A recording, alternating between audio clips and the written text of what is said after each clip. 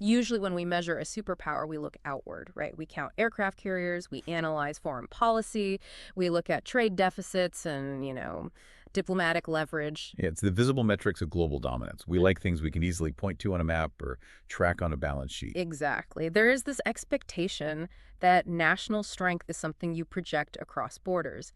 But as a strategic analyst looking at India's trajectory, you have to understand something critical. Hmm. National power just cannot be projected outward if the internal machinery is fundamentally broken. I mean, imagine trying to run a state-of-the-art 21st century data center, but you are forced to use 19th century steam-powered software. Right, which is essentially what was happening. Exactly. For a century, India ran on archaic colonial-era legal codes, laws that were quite literally designed by the British Empire to subjugate a population, to keep them in line, Yeah. not to empower a modern democratic republic. Well, what's fascinating here is that the sheer scale of what is happening inside the country right now, it isn't just bureaucratic house cleaning.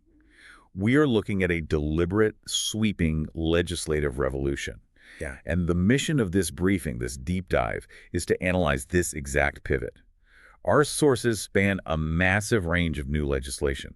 And from criminal justice to nuclear energy, we're witnessing the complete decolonization of a legal framework. It's a total teardown. It really is. It is the deliberate construction of a modern state designed for speed, agility, and absolute sovereignty. And if you are trying to accurately forecast India's future capabilities as tall officials, you need to understand the mechanics of this shift.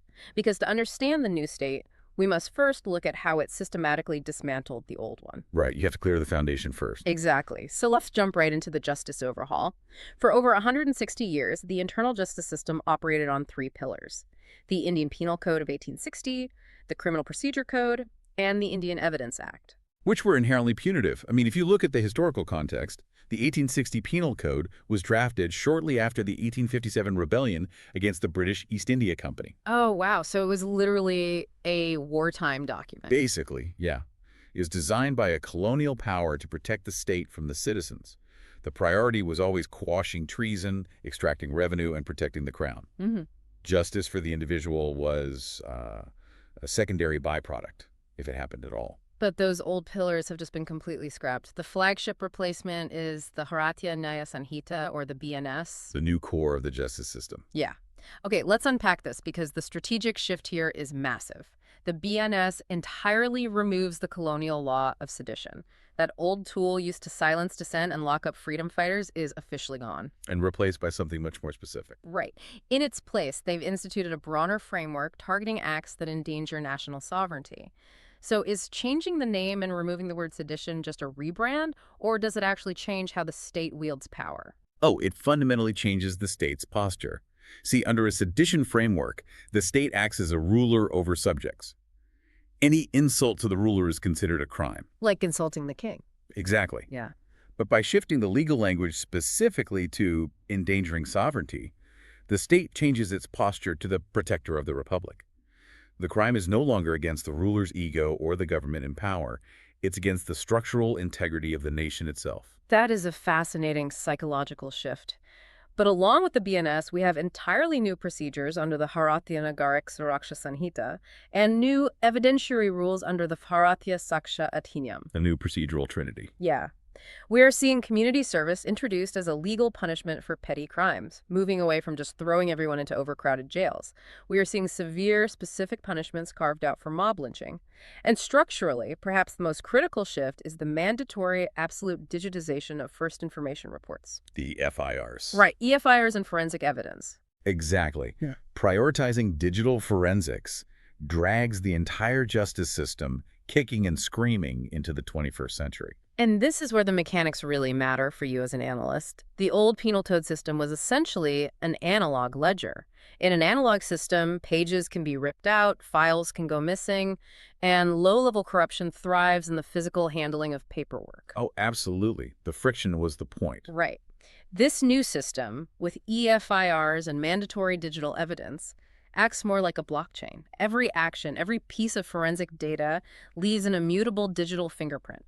You are replacing paper trails with a digital nervous system. Combine that immutable footprint with the new definitions of sovereignty, where evidence cannot just be lost in a dusty filing cabinet, and you have a state that operates on data and accountability, not just raw, localized authority. But this shift to an immutable digital footprint in the courts isn't just about catching criminals. The state realizes that manual bureaucracy is the ultimate bottleneck. And if manual bureaucracy chokes justice, it absolutely paralyzes the economy. Which brings us to the economic engine. Exactly, which is why they are applying this same ruthless digitization to the corporate sector.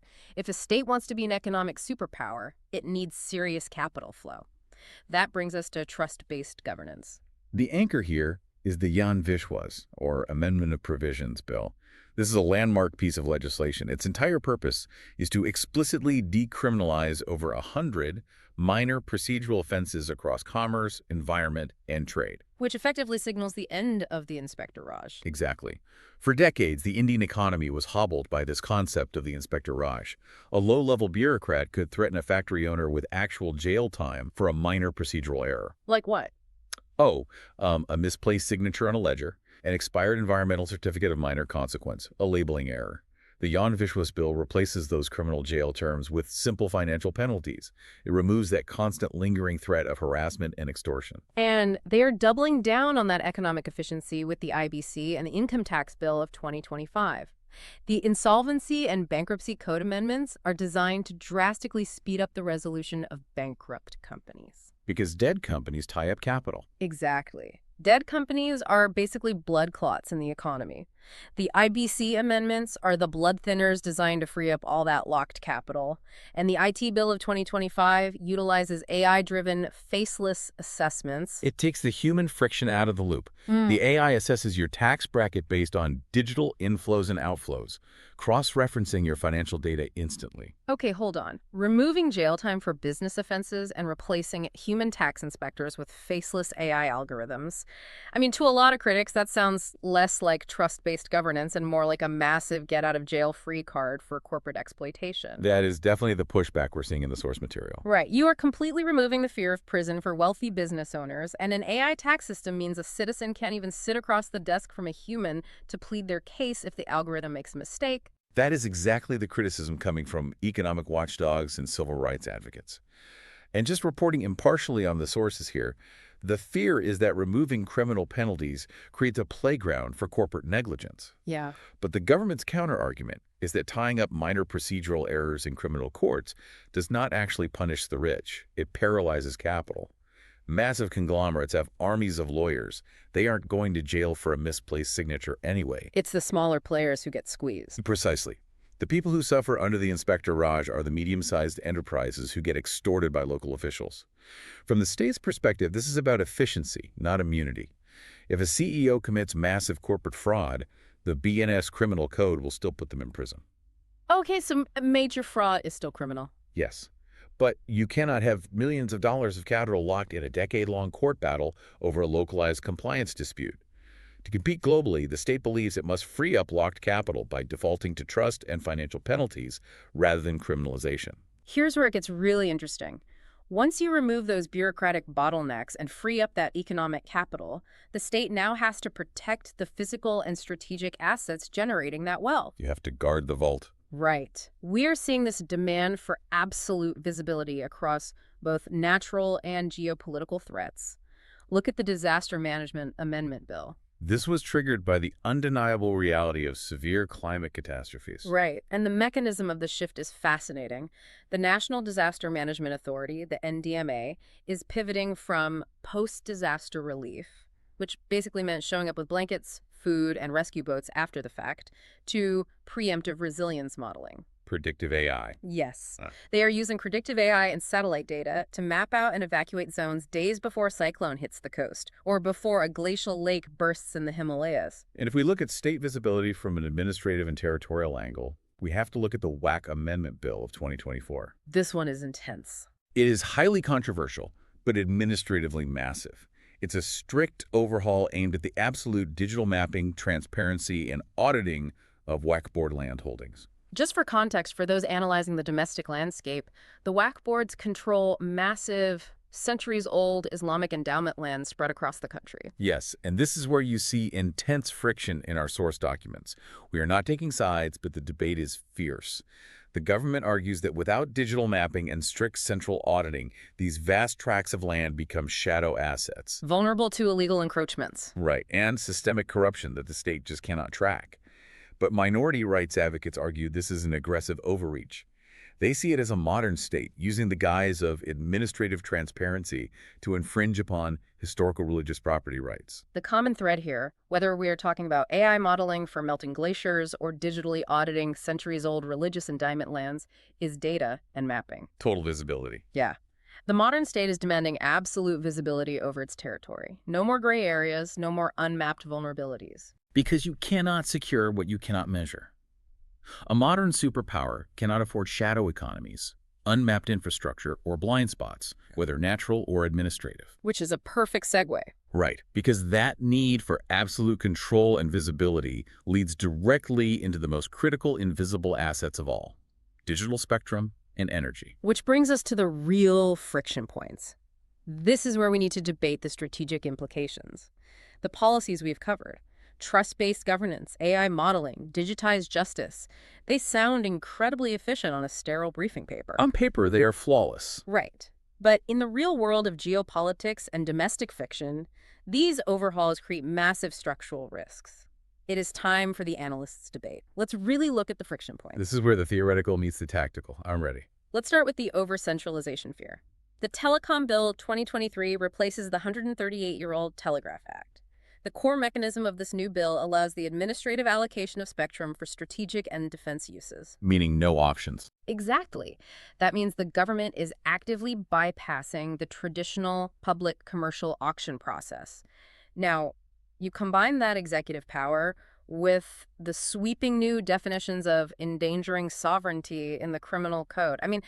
This looks like unchecked surveillance. It certainly consolidates power. Giving central executive a blank check to allocate spectrum under the guise of national security without the transparency of a public auction seems highly exploitative.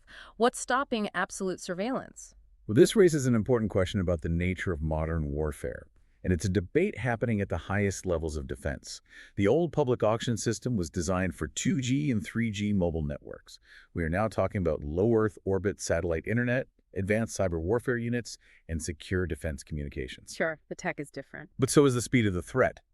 Modern cyber threats and stateless terror networks do not wait for bureaucratic red tape or commercial bidding wars. But the potential for executive abuse is glaring. You are totally removing the financial transparency of an auction. And that is a risk that must be managed by the judiciary. But from a geopolitical standpoint, state agility is non-negotiable for survival. If a hostile nation-state is deploying a satellite network to jam your defense communications, you cannot spend 3 years in a parliamentary committee debating the auction price of the counter-spectrum. You just don't have the time. Exactly. If we connect this to the bigger picture, agility is the new armor. Administrative allocation allows the state to move at the speed of the threat. Okay, let's pivot to the economic battlefield, specifically the new labor codes of 2025. They consolidated 29 archaic, overlapping labor laws into 4 simplified codes. A massive streamlining effort. Right, and the explicit goal here is to capitalize on the China Plus One strategy, the global movement where multinationals are desperately trying to diversify their supply chains out of China so they aren't vulnerable to a single point of failure. India wants those factories. Exactly. But to attract those multinationals, the codes introduce much easier hire and fire policies. To critics, that strips Indian workers of fundamental job security. We are talking about rapid industrialization, yes, but can a nation industrialize rapidly without ruthlessly exploiting its working class? This feels like a race to the bottom to appease foreign capital. And again, remaining impartial here, that is the exact fear labor advocates have raised in the source material. That flexibility is just a euphemism for exploitation. Right. The government's economic logic, however, is that strict, inflexible labor laws actually harm workers. How so? Well, if a manufacturing company knows they can almost never legally fire an employee during a downturn, they simply will not hire them formally in the first place. That leads to a massive, informal, unregulated workforce with zero protections. The argument is that these new codes formalize employment. By making it safer for the employer to hire. Yes. And to balance the flexibility, they specifically introduced the right to disconnect policy. Oh, the digital boundary for employees. It's exactly shielding employees from after-hours digital communication for their mental health. Advocates for the codes argue that is not a 19th century sweatshop policy. That is a highly progressive, modern protection. So to trade off. Right. The structural debate here is whether flexibility for the employer can coexist with modern protections for the employee to create a dynamic market rather than a stagnant one. All right, let's take this to the highest stakes possible. Privatizing the atom. The Shanti Bill 2025. India has massive net zero climate goals, and to meet them, they desperately need to expand clean baseload power. Nuclear is really the only viable option at that scale. Right. And the Shanti Bill facilitates private sector investment to build and operate small modular reactors, or SMRs. We're literally letting private corporations handle nuclear power. We are. Does opening up the heavily guarded nuclear sector pose an unacceptable risk regarding radioactive material handling? I mean, we are trusting profit-driven entities with atomic energy. This is where strategic planners have to operate with cold realism.